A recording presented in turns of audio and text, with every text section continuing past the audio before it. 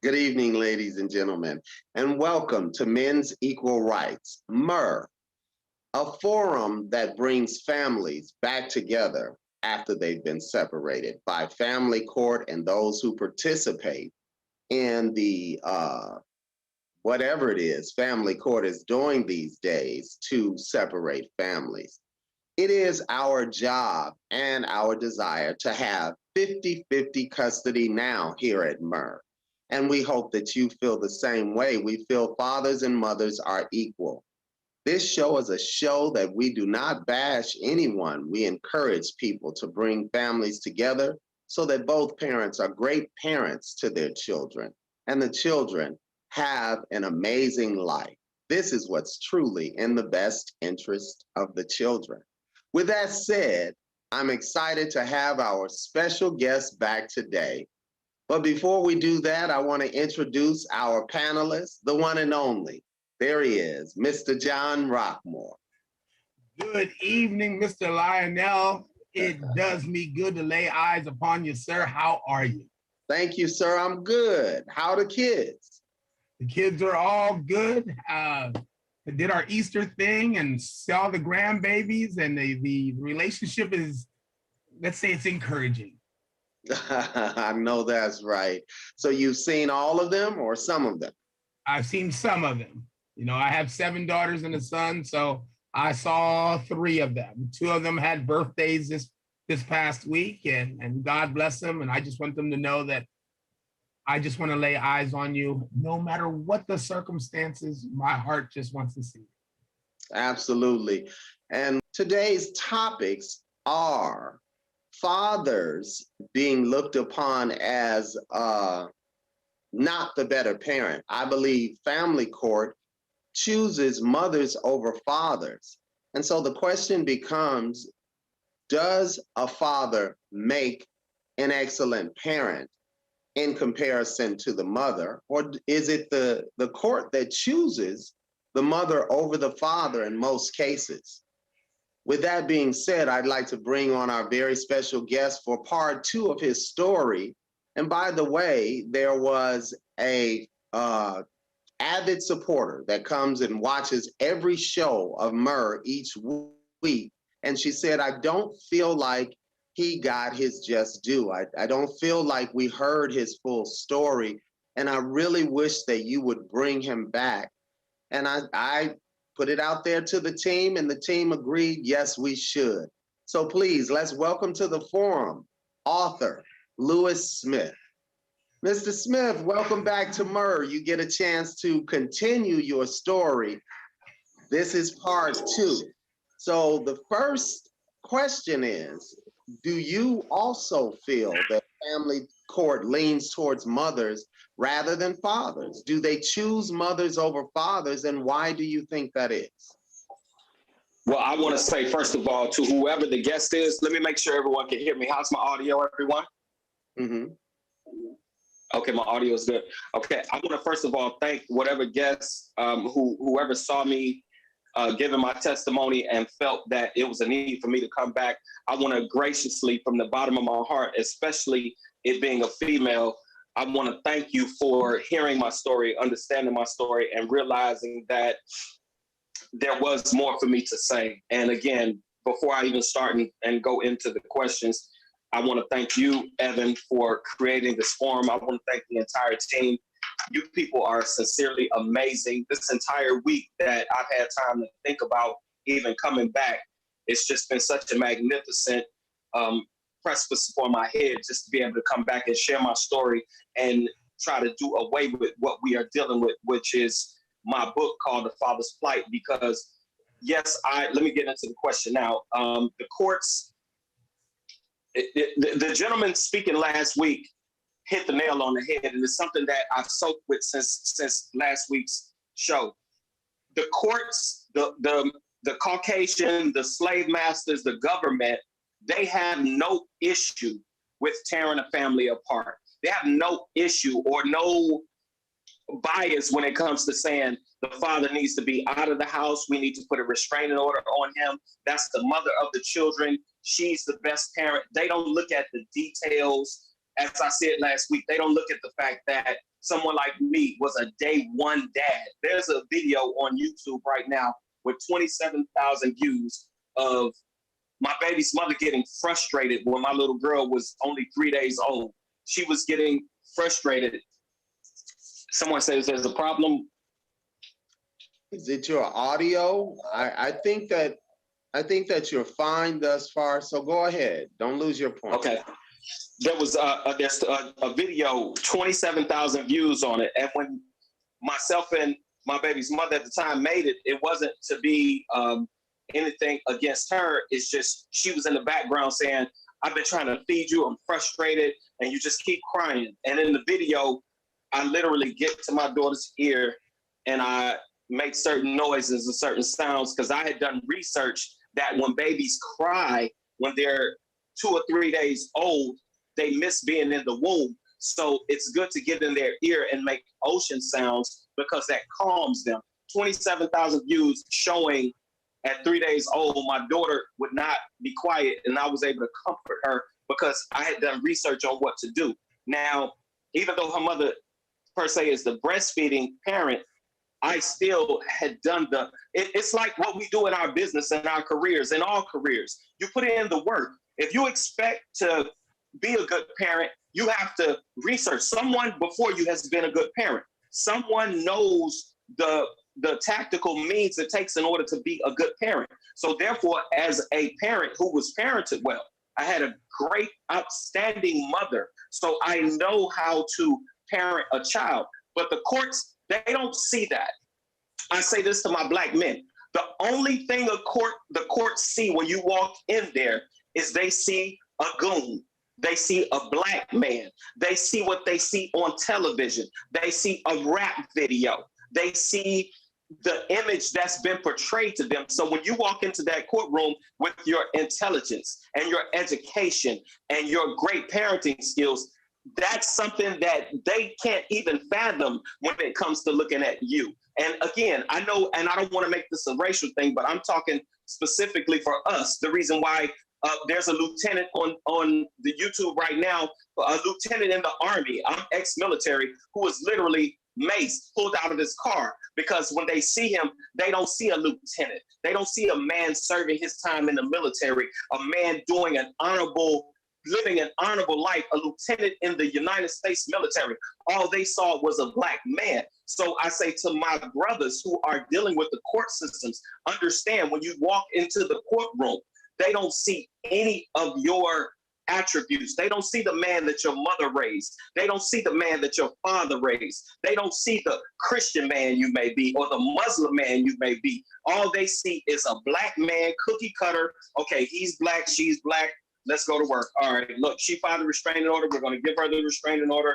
We're going to give her custody of the kids. She's the female parent. She wrote all this stuff and said he's a monster. So, why would she write this? She's been with him for 5 years. That's her husband or fiance.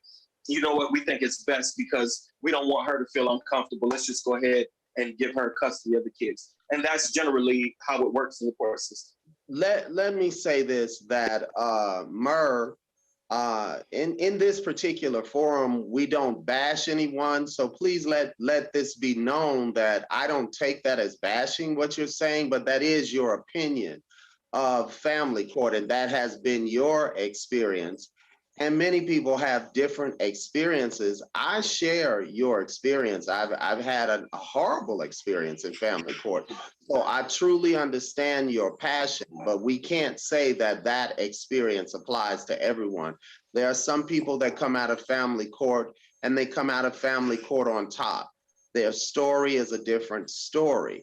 But unfortunately, there's a majority of fathers and some mothers who come out of family court completely separated and become eventually estranged to their children or estranged with their children after attending family court, whereas before they were excellent parents like yourself.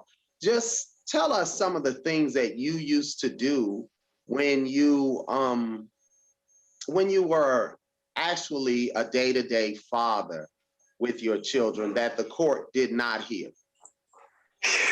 It's so ironic that you asked me that question, because myself and my attorney were trying to get the courts to see the picture that we were painting. I've had people say to me that watch my social media that knew when the children were born from day one.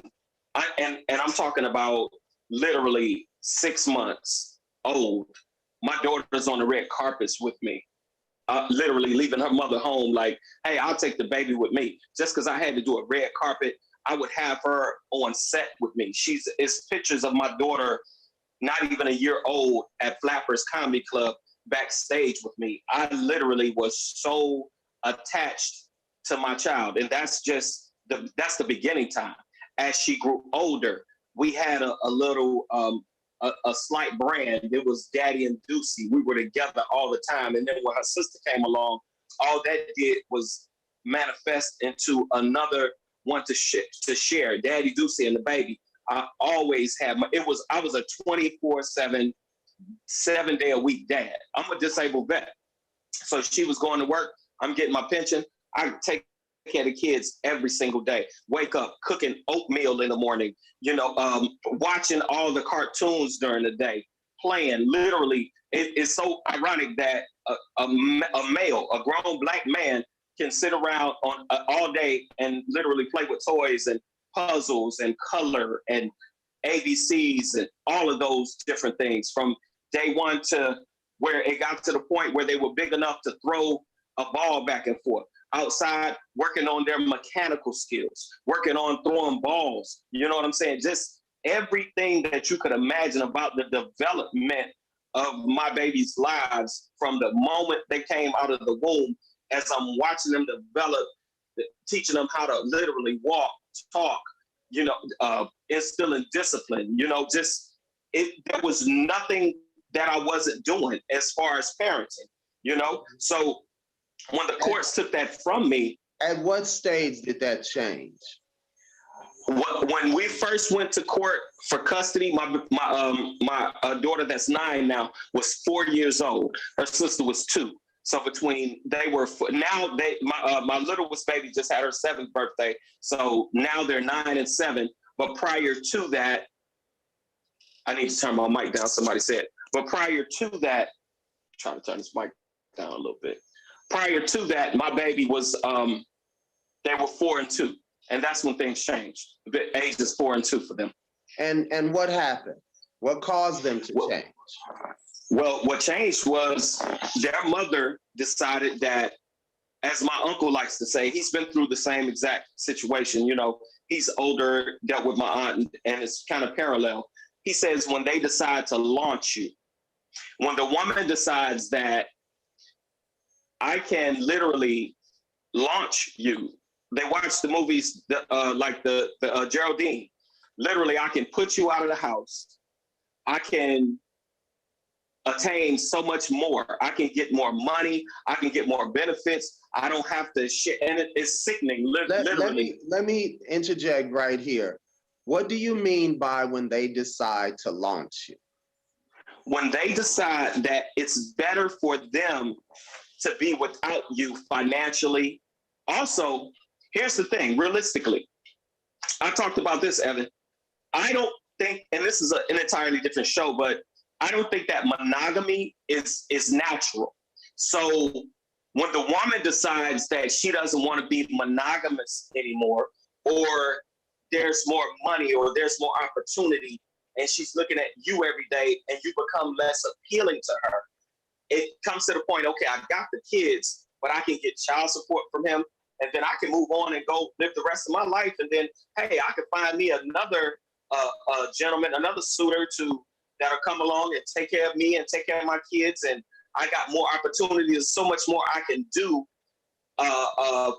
just in my life without having to be tied to a man that has an opinion over anything I want to do with my life. And literally, it's so cold because it's like, okay, you can do that, but why did you have to take my kids? Okay, we don't have to be together. We don't have to be in a relationship. You want to live your life. You want to venture out and do other things. Hey, I get that. But here's the reason why a high percentage of women go after the children, because of they say it's the root of all evil, and I hate to admit it. They want custody of the kids because of money. The more time that they spend with the children, the more you're out of the children's lives. When they say, hey, to the court system, oh, he only spends X amount of percentage with the kids and then he makes this much money, then they're able to give an excuse as to why they're asking for so much money. It's really it's sick, in my opinion, but it's realistically why they want to make sure they give you, like with my baby's mom, she want to make sure I got that one little weekend. I get my every other weekend, 6:30 I get them, Sunday I drop them off, boom. And then every other weekend, get them on Friday and drop them off. And it's so funny because on the Sundays when I drop them off, I mean, they've gone to the beach, we've played, we've done things together. My daughters are usually, I'm telling them, okay, pack up and get ready to go to mom. And they're sitting up, playing on their games and relaxing. And it's kind of like, they know, like, wow, like, it's not that I don't want to go home to my mom, but dang, I'm chilling with dad. Why come I can't just chill and just, relax? Let me just wait till the morning. But her brother's an attorney. She's literally played the game so hard. She makes sure that I get my 6 o'clock drop off. My 6:30 drop off on Friday. And if I don't have them kids there by 6 o'clock, she calling the police. You know what I'm saying? And so it's just really it's a rough situation, but it's what I have to deal with it. And what I'm through just prayer, perseverance, and doing what I got to do, I just make the most of what I got. And that's the advice I want to give to men out there. Make the most of the time you got. Are you talking about make the most of the time that you get a weekend? So why did they just give you, were you their primary caretaker, or did y'all share in the responsibilities of taking care of the children equally? Here's where it gets good. Okay, I just said to you, I'm a disabled veteran. That's one. Number two, I'm a stand-up comedian. So what that means is I'm a stand-up comedian and actor and a disabled veteran. I don't make a lot of money, but every month the government makes sure my compensation is taken care of for my military background. So I have all day and night, 24 hours, 7 days a week to be a parent. She has to work. She has to take time out of her life in order to work a job in order to compensate for the income that I make by just breathing. You understand? So the courts are aware that I have ample amount of time to take care of the children. I have all the time in the world, and I've shown them. I've not missed one visitation since she did all this. And see, that's something that a lot of fathers can't say. There's not one time that I call and say, hey, you know what, this weekend I'm doing this, or this weekend I'm doing that. There's nothing that takes priority or precedence over me spending time with my kids. However, because she went in there and sung this song, and again, we're not bashing anyone, but realistically, oh, he's a monster, and I don't want to say the judge's name, but again, these are things that I'm putting in my book. Be mindful of these judges, because the judges, realistically, they don't care anything about us. They don't know you. They don't know me. They're not eating toast in the morning thinking about a kid who they've known since he grew up, and this kid comes in the courtroom and they have to, oh, you know what? I know you're a good kid. You made a few mistakes. You probably did some things or said some things you shouldn't have said. But you know what? Because of your background, and I know who you are, I know your mother, your father, I know your grandparents, I know who you are as a human being. So you know what? I'm going to let this slide. No, they take what she says at face value and listen to it, embrace it, and they make decisions about my children based on lies. And it's not just my children. Again, I've talked to a lot of men who suffered through this same exact, and I didn't realize it until I started sharing my story. So many men have suffered through this until when I started sharing my story and realized that it's kind of like it's scary to say this. It's kind of the norm. Like, oh, you go to court. Oh yeah, they're gonna give her custody of the kids, bro. They're gonna do this. They're gonna do that. And you know, you get to the point you go, wow, that's really what happens. And so when it happened to me, it was like shock because again, I'm a dude that doesn't have any type of criminal background. The only thing I've been to court for is a ticket. I swear to God, I've only been to court for. That is most people. You said that they've lied on you. What sort of lies have they told on you? Give us some examples. To create the narrative that you are this monster. What could make you a monster? What would they say?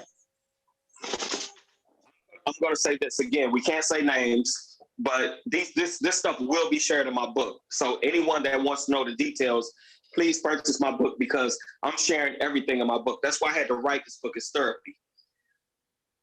When she was asked, and I said this last week, in court, has Mr. Smith ever slapped you? No. Punched you? No. Kicked you? No. Choked you? No. The judge, my lawyer looked at the judge and looked at her and said, no further questions, Your Honor. So when she took me back to court, here it is. You look at these elaborate, like I said, this is the stuff I'm going to share in my book. I can't share on your show. But when you look at someone that you literally thought you would spend the rest of your life with, you thought was your friend, you thought was your comrade, you thought someone that loved you, had your back, gave birth to children for you. And then you literally read and you see things like physical, mental abuse. And you go, wait a minute, you're the one that hit me. That's number one. Number two, you're the yeller and the screamer, and these are all the things you did. But then you look and you read the stuff, and it almost, like literally, I wanted to throw up reading the things that this woman wrote under oath, mind you.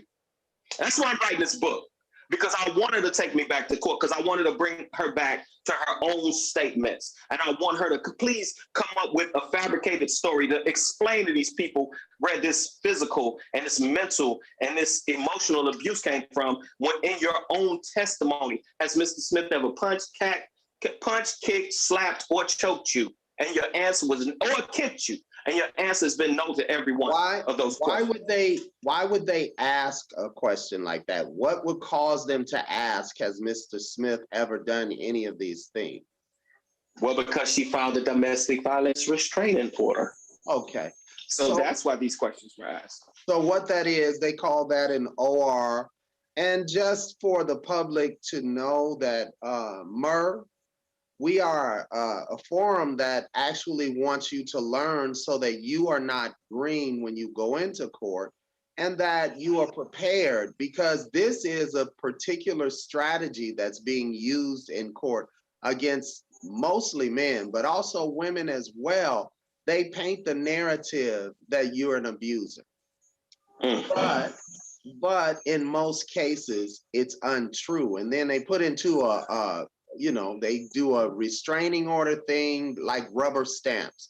That restraining order is a tool. It's not used to protect the woman. They know the woman is not in danger. They use that to get the upper hand in custody, property, child care, anything that has to do with finances.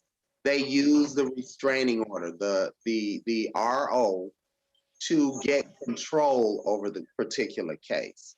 So in your case, what did you do to stop that? What did you do to try to, counteract that? Well, the first thing I did was I hired an attorney at the time. Now that I'm very court savvy, I still need an attorney. However, I've gone to court and handled myself very well on about 3 occasions without an attorney. However, I recommend to my brothers out there to not only buy my book, but I do coaching for free. It's very expensive to get an attorney. So if you can't afford an attorney, I really recommend that you read in detail. Here's the thing. I look back in retrospect, Evan, and I used to regret going to college because, again, being a comedian, you're like, okay, why do I need this degree? the one thing that I've learned dealing with real life situations, as far as business, as far as dealing with the court system, is it hit me like a ton of bricks when that college education came to me, and I started researching, and I started putting my dates together, and I started keeping immaculate notes. And I have it, like right now in my closet, I have literally books upon books of different writings and court papers and documents, and have them filed properly. You know, college teaches you organization. So I had to literally, when I knew I was being lied on, because it's overwhelming at first. And again, like we talked about last week, it's the hardest thing. And like I'm trying to explain to my brothers, the hardest thing is to be a practical actor. You know this person's lying on you. The hardest thing for a Black man to do is sit there and stomach that. The hardest thing for a Black man to do is sit there and know you're being lied on and just go and be able to sit with ice cold water running through your veins and not even react. I caught in the past, before I learned my lesson, when I'm getting lied on, I would sit there and just man, you know, like I just couldn't believe. Are you saying that you are supposed to be a non-reactional human being, like a robot? Is that what you're suggesting? No, that's not only what I'm suggesting. That's what I'm telling especially us. I'm speaking to the gentlemen of our hue. You better not react at all. Don't show any emotion whatsoever. I'm gonna put this out there. I've been watching, God rest his soul, Prince Philip passed away recently, but I've been watching things like The Crown. I've watched some documentaries on, the whales and the royals. And the thing about us Black men, most of us we're not taught how to be royal, how to be regal in our dealings with things.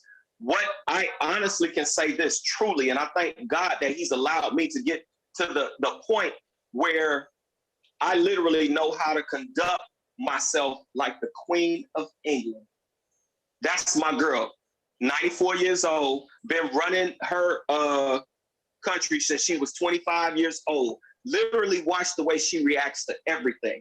Go back and see how when Diana and her son were going through their rifts, how her demeanor never changed. To my Black men out there, you got to learn how to literally carry yourself with the poise of the Queen of England. And I promise you'll come out better in court. I promise you that. So you're saying it's important for Black men to be emotionalist, like the Queen of England is what you've seen? Yes, absolutely. I'm gonna say this to all my brothers: study the Queen of England. If you want to get somewhere in life, Black men, we really need to change the way we operate in every way if we want to attain success, especially dealing with the governmental court system. Yes. Okay, well, with that said, I'd like to bring in a Black man so that he can respond and answer some of the questions. I've asked some of the questions that I'm sure he has to ask concerning what you just stated about the Queen of England and actually studying her in order to win in court. That's a strategy, though. Lala Justice from Chidenity is always talking about you must have a strategy. Mr. Rockmore, do you agree with Mr. Smith's strategy? Much of it, absolutely. Education is always the key. Educate yourself. If you know better, you can do better. But emotions is, and that might not necessarily be a race thing as far as Black or white or brown, but knowing how to present yourself and just present your facts and your argument 100%, I'm on board with him. Now, at the beginning of when he was telling his story, and I am going to find a question in there at the end, you're 100% right when it comes down to let's say the default, because traditionally we start out behind. Because traditionally, the child, custody of the child and the arrangements, they're defaulted to the mother, regardless of whether she is even better suited for the role or not. Almost every single court consider the mom to just inherently be better equipped to nurture a child, though it's probably absolutely incorrect. Why would they be doing the research that they're doing on it now? Many courts consider the mother having custody to be in the best interest of the child.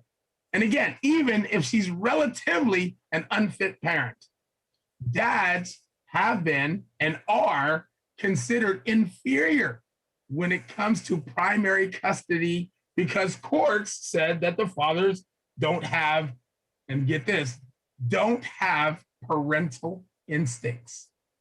We don't have parental instincts. Where did that come from? Who said that? The courts, that's every single research that I've done since Mr. Smith came last week, that's what the courts are saying. This is why people are doing the research to say, no, you're wrong. And then people come back and say, you know what? Here's what they found in the research. Dads much more laid back than moms. But what they say is moms are more responsible, right? Then they'll say, dad is the good cop. And of course, everybody likes the good cop. But then again, they'll come back and say, well, that's because mom is more responsible and does more of this and does that. Okay. Dads, they found, are better at playing. They're better at roughhousing and getting the kid to use their creativity. All right. And this is a big one. Dads don't have any corresponding competitive mom guilt. What is that? Mom guilt is child comes home and the child says, you know, Jenny down the street, her mom taught her how to recycle. Her mom taught her how to read books. Her mom taught her how to play poker, and mom feels guilty. And then she goes out and buys poker. Dad are like, yeah, okay, let's go play. So dad don't have that guilt where they're trying to one up someone, right? It's simple science, you know, but this is how men are treated in the court system. And you know this, we all know this. So if we put the whole thing together, Mr. Smith, he's dead on. But, and I will go, because like you said, we don't bash and this and that, but at the end of the day, that's not necessarily a white thing or a black thing. That's a man thing, because they think that women are inherently, instinctively better. And I say not from a day one dad like you, Mr. Evan, and a day one dad like you, Mr. Smith, but they never consider it, which means that the time you open that door to walk into that courtroom, yes, you're like, okay, I'm gonna go back. Let's go, let's get it on. Strike two. What happened? You get the 2 strikes when you walk in the door. Those are the things that we have to change, because M.E.R, we're about equal rights. And as we sit here, we're at a tilt. We're already at a tilt. We start by climbing the hill. And those are the things that we have to change, being M.E.R as an organization, and stick to our cause. And this is to you too, Mrs. Smith, do you both think fathers are better disciplinarians for children than mothers? And here's why I asked that question. Because Oprah was raised by her mother at first, and Oprah was in trouble all the time. She was having a lot of difficulties, and Oprah was actually a troubled child. Her mother sent her away to live with her father, and that is who helped her to become the Oprah of today, the very disciplined woman, the woman that went to college, her grades got better, everything as far as discipline in her life got better, and she became the Oprah she is today when her mother sent her to live with her father. Do you agree that fathers are better disciplinarians than mothers? Mr. Smith, you're the guest. All right, thank you. That question had my lips like I was hungry, ready to answer that question. Mm-hmm. I totally agree with fathers being blessed, better disciplinarians. Not just, let me say this, not just because I'm a dad myself, but because of experience. I have a cousin, she's Muslim. Her and her husband They had 3 kids together. The relationship didn't work out, and Islam, they're not really cool with that, but they still co-parent. My female, this is my first cousin. She's related to me by blood. She told me something that was really deep to me. She said, even though he and I aren't together anymore, she said the most strategic tool that she uses to keep her children in line is, oh, I'm going to tell your daddy. Don't make me tell your daddy. My daughter, my 9-year-old, when I remember when she was young, when she was like 4 years old, she was putting her shoes on the wrong feet. It's something kids do. And I specifically would talk to her about that. I would say, listen to me, young lady, you're smart. I said, you see the way this arch goes? I say, look at your feet. Why would you put your shoe on that foot when you know that's the wrong foot? So I want you to think about that every time you put your shoes on. And she even said in front of her mother, oh my goodness, one day she, again, she made the mistake and then she went, oh my goodness, I don't want daddy to find out I put my shoes on the wrong feet. The male parent it's nature. It's just like I love watching animals. I love watching nature, watching lions and watching the way gorillas act, when the male comes around. There's something about the male figure that has an intense effect, especially on the child. The mother is there. She's a nurturer. She's feeding you. She's caring for you. But when it comes time to straighten up, get your act together. That's what the father's for. Mr. Rockmore, do you concur? I absolutely concur. And this is the one thing that all races share. Because if you go back to father knows best, oh, Beaver, when your dad gets home, good times. Oh, JJ, wait till your daddy get home. See, and that's one thing we've shared throughout, that the father is the disciplinarian, and not necessarily because he's so stringent, but because they will draw the guidelines, not to cross, and now let's have some fun, right? Because they know that daddy draws the line in the sand and I'm not crossing it. If I cross it, there's repercussions. There's things are going to happen. And it's an understanding that doesn't have to be brought up every single time. And again, this goes across all races and all boundaries. It's always been, oh, wait till your father gets home. Wait till your father gets home. Well, in that situation, I never had a father. My mother was the disciplinarian in the house. If I was to be honest, I grew up on the south side of Chicago in the roughest of areas. It was tough for my mother once I became a teenager because I started coming into my manhood and I looked at my mother as a woman. And I was like, she's not supposed to be telling me what to do. How can I survive in the streets if I'm surviving on what my mother is telling me as opposed to what a man is telling me? And I'm not insulting women. I'm just being honest about me as a young man on the south side of Chicago. So I started looking for men to show me how to be a man.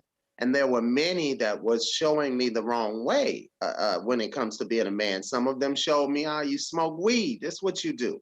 You drink. So I'm at the age of 12, I started smoking weed and I started drinking on the advice of men in the streets because there was no man in the house. And then I started running with the rough gang in my area. I started running with all those guys because they were led by older guys who, in a sense, was our father figures, okay? Whether they be pimps, hustlers, drug dealers, killers, that was what was in my environment. And because I didn't have a father in the house, I was in the streets trying to find out what it takes to become a man. And so it does make a difference to the fathers being in the house. Do we make better disciplinarians? I believe I was for my children. My children were straight A students. They were in gifted classes. They attended gifted schools. I enrolled them in gifted schools. In fact, I even told the teachers when I took my son to kindergarten, he won't be here more than a week. And these people looked at me and laughed, sure. Yeah, sure. And within a week, they called me and they wanted to put my son in second grade. And I intervened and said, that's too much of a jump because the kids are older and he's just starting kindergarten. I don't want him to start out in second grade. Let's do first. And you just let him, do what he does. And even in first grade, he was pretty much helping all the kids with everything and doing everything for them. But his level of maturity was not that of where they wanted to put him. But his IQ certainly was. And that was as a result of me being his primary caretaker. He was raised by his father through his formative years. And so he's highly intelligent to this day. Are mothers capable of truly disciplining boys and turning us into men? Sure. I don't know. Even though I was raised by my mother, my mother did not help. She did not make me become a man. My mother helped to keep me safe while I had to find a way to become a man.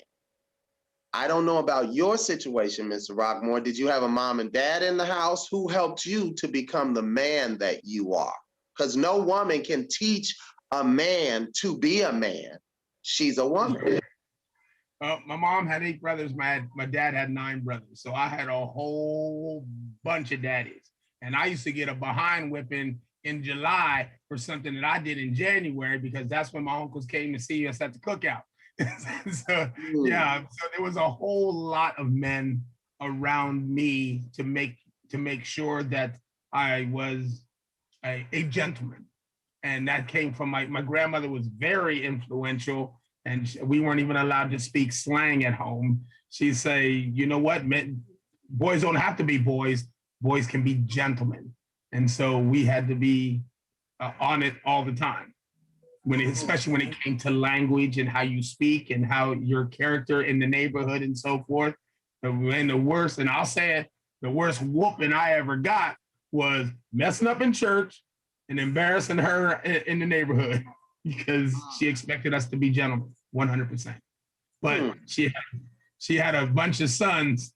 My grandmother raised 30 children, Blacks, whites, Asians. I have Puerto Rican uncles. So just a hodgepodge of people, but to be a man, it was a bunch of them around. I had a bunch around. And that shows me why you're so well disciplined today, because you had such great influences in your life. Mr. Smith, I'm going to have to ask that you stay with the show, sir. You're in and out. I'm going to have to ask for the duration of the show that you stay with the show. And I want you to complete your story. And by the way, that was a lady by the name of Miss Harris. They call her the Great Queen, and she was the one that was just felt as if you just didn't get a chance to tell your full story. And that's why we're here for part 2, to hear your full story. What is it that you would like to say to men out there who are struggling with the same situation? I want to say to the men that are going through what I'm going through, brothers, you're going to have to practice some meditation. You're going to have to practice some temperance. Study the likes of Dr. Martin Luther King. Study the likes of Gandhi. I'm so serious. When I say this to my Black men, we often like to compare Martin with Malcolm. Malcolm has a very motivated sense of getting things done. However, what's going to really transcend you, listen to the words I'm saying to my men out there that are really paying attention. What is going to really transcend you is your discipline, brothers. Straight up. Study the minister Louis Farrakhan. Even though I love Malcolm for his zeal and his rhetoric, Tupac, I love his zeal and his rhetoric. However, Black men, we are going to have to literally, and it's a way to do it. When I say learn to be like the Queen of England, however, maintain who you are, maintain yourself at all times. You know exactly who you are every single day that you wake up. You know exactly who you are. There's no one that can change who you are. However, there comes a time in life in order for survival. Pay attention to the words I'm using, men. Survival. You have to look at it as survival when I say your reaction has to be able to be nil. And honestly, I really do hate to say this, but dealing with this situation that I've had to deal with the court system has literally transformed me, even in my personal life, on how I deal with things. I realize what's important and what's not important. How much effort and time am I going to put into whatever it is? At the end of the day, this is something we all have to realize. I watched Dead Poets Society recently. I was in a Toastmasters meeting and we discussed seize the day.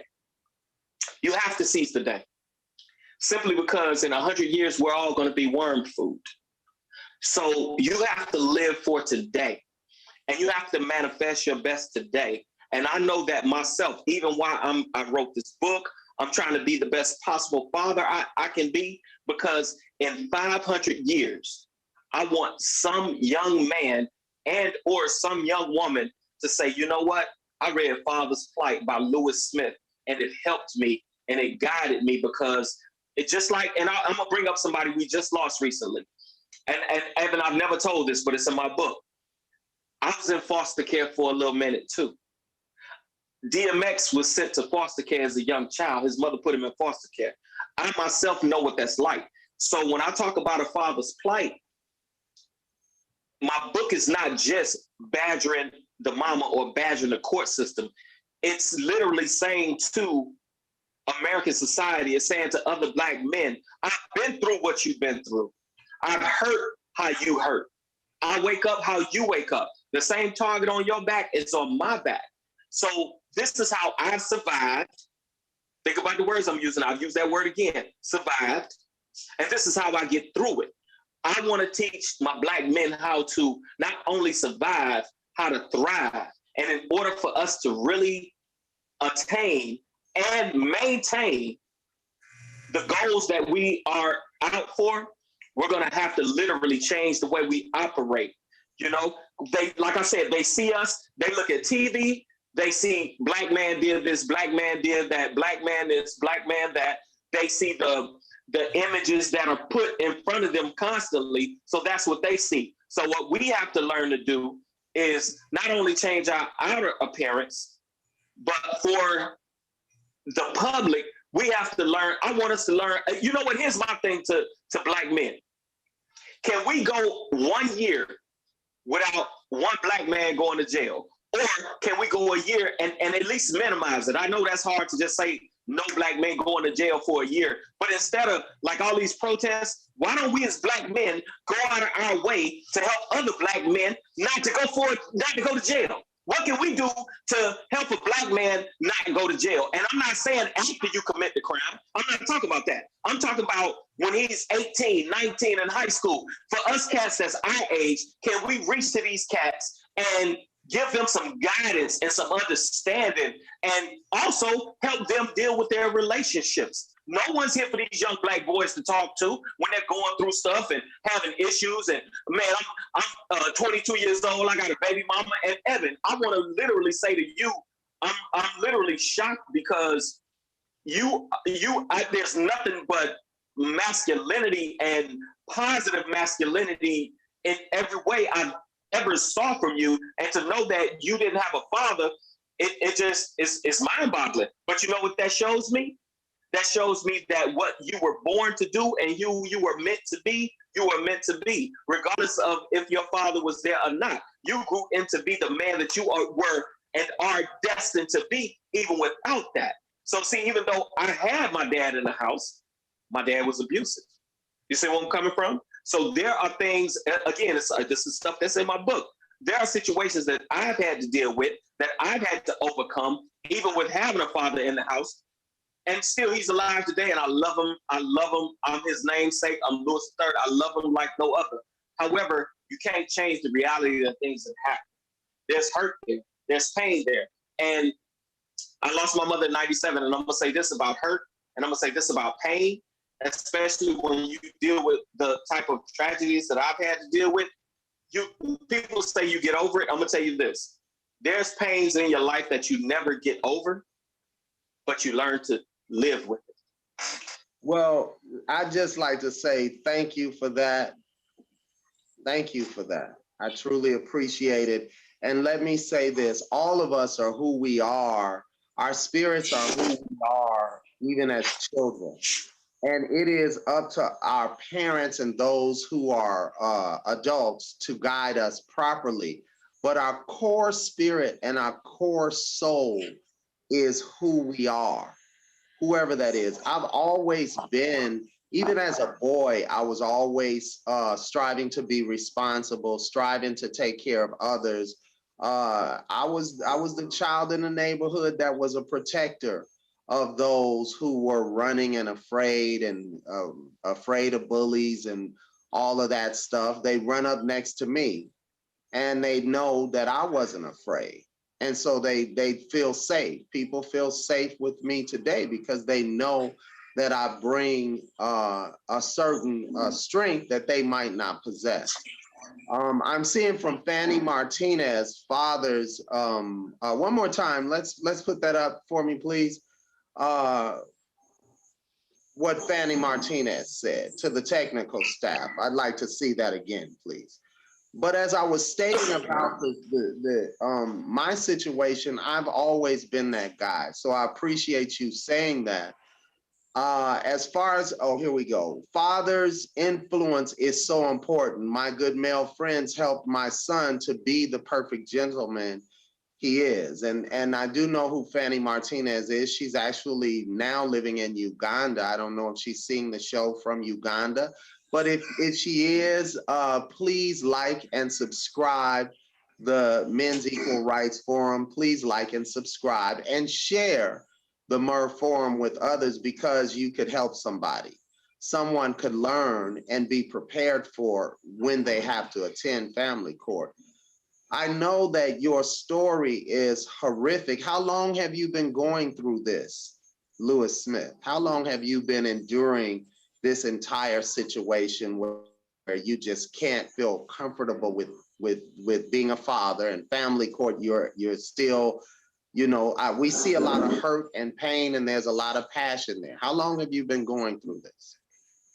Since December of 2016, I have not had proper time and visitation with my children.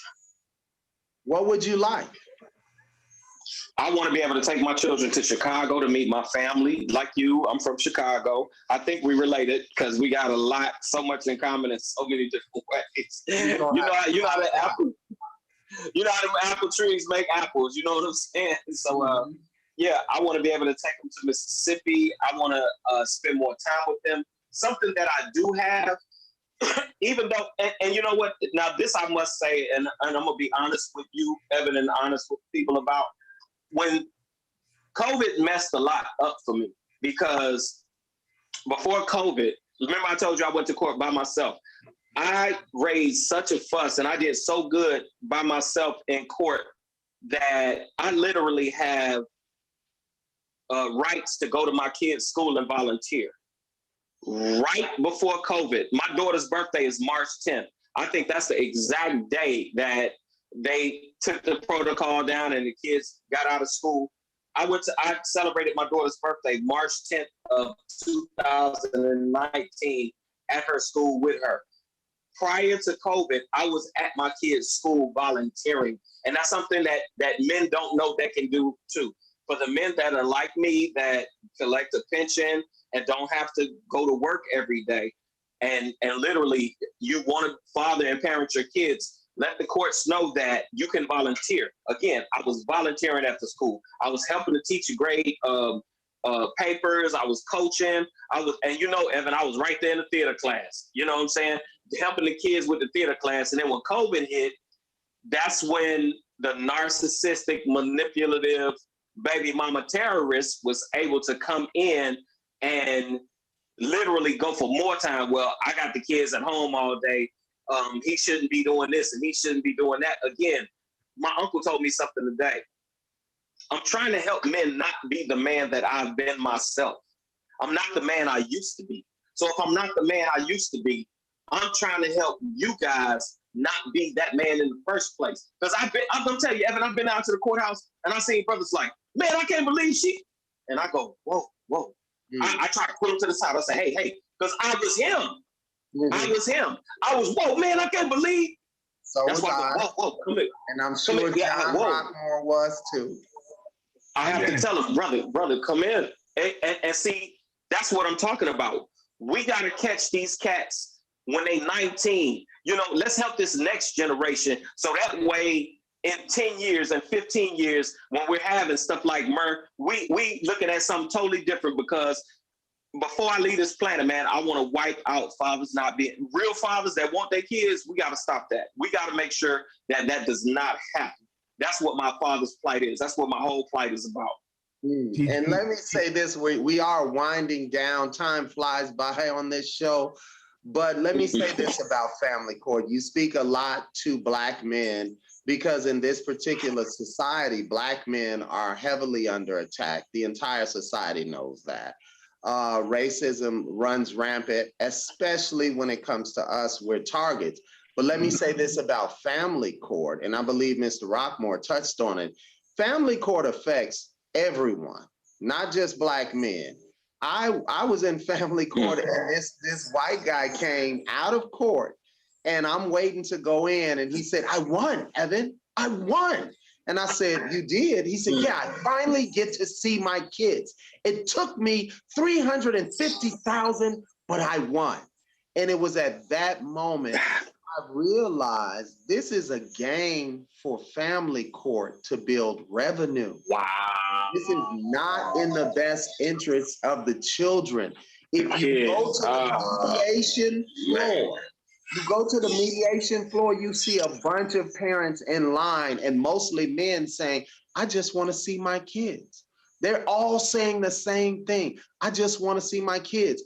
And then every now and then you see a woman that goes, I just want to see my kids. How could everyone be saying the same thing if it's in the best interest of the children? You got men and women that want to see their kids, and the courts have the authorities to regulate this and make sure you see your kids. How then does it take a man who loves his children $350,000 just to see his kids, who he was seeing before the courts got involved? Mr. Rockmore, quickly, do you care to respond? It is like you said, it is 100% a game, but we can win the game. And by some of the steps that Mr. Lewis is saying, it's being under control. Educate yourself. Know your rights. If you just show that I know my rights, and you have rights as a father, regardless of what research and science and what they think. It's not about what they think, it's what your rights are. Laws that are written down and the way you present them. Because if you don't present them in a fashion that's queen-like, you may lose your rights and they'll take them right from you. Well, our time has come to a close. Before we go, with that said, Lewis Smith, please let them know how they can get in contact with you with any questions, any way that they can reach you through social media. Go to Lewis Smith on Facebook. I Act Like a Comedian on Instagram, Twitter, and yeah, I Act Like a Comedian at gmail.com. And please hit me up. Any gentleman out there, any man out there that's going through it that needs some help, please don't hesitate to contact me, because I have a few, and I don't even call them clients, but they are kind of my clients. I have a few clients that I'm helping and coaching right now, and I have a passion for it. It's not about, for me, it's nowhere near about the money. I want y'all to win, bro. We gotta win. We gotta parent. We gotta father our kids, man. Excellent. So that's what I'm about, man. Hit me up. Hit me up. And we thank you for joining us for part 2 of your story. We thank you for telling us your story. Mr. Rockmore, tell them how they can contact you with any questions or concerns through social media. Always, John at rockmoreentertainment.com. And you can see me on Facebook, Rockmore Entertainment Group. Please reach out. I'm happy to answer and be of service in any way that I possibly can. And you can contact me, Evan Lionel, 2898 at Evan Lionel 2898 on IG, Facebook, Evan Lionel, or you can reach out to the M.E.R page, like and subscribe, and join us. And you can leave messages for me. You can speak to the staff with any questions that you may have. Please subscribe to our YouTube channel and join us there as well. And please share with others, because we're out here, and we're out here to help you and bring awareness to what's going on with families in our society today. We'd like to thank you for joining us for this edition of Men's Equal Rights. M.E.R, we'll see you next Sunday at the same time. My name is Evan Lionel. Good night.